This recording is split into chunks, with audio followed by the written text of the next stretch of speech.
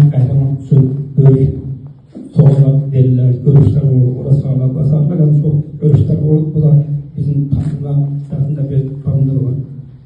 Yani ben yaşlarla üzerinde olanlar bile görüşlerinde çok sevinirim, çok şahlandım. Çünkü bu yaşların Türk kavramından her zaman diyelim ki Karabağ biz dağların eristek de toplarına nelerden eristek de orada vatanperver oğlanlar etmeleri.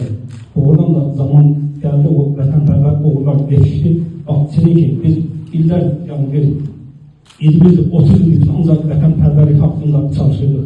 Yani konuşurduk, söylüyorduk.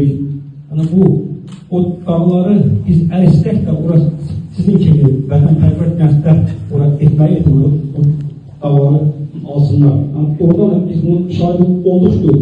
Ne kadar dağları eristek de ama vatanperver oğlanlar bırak ettiler. Yani canlarını koydular. Allah hikayetlerinde devlet veresin.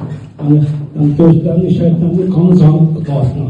Aile başı komandanımızın çağrışına, demir yumruğuna, demir yumruğu gibi milletimiz, halkımız birleşti ve bu meselenin kökünden reddettik.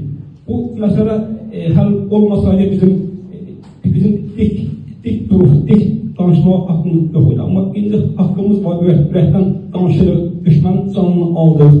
Yani 5 katına olan canını aldıq. İndi bizim gençlerimiz bir kahraman halkın, kahraman milletin nümayəndəsi kimi böyüyərlər. Bunlar hamısı bir kahramandırlar.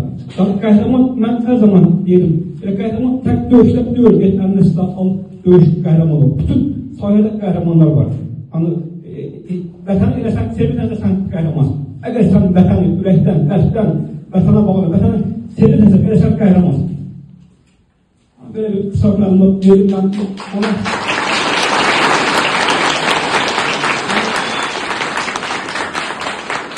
Yani sizler deyince kahramanlar danışmalar yani ipirimizler, biz dövüşmeye girdik, biz dövüşürdük ama zaman gel mecbursan yani gençler danışma var.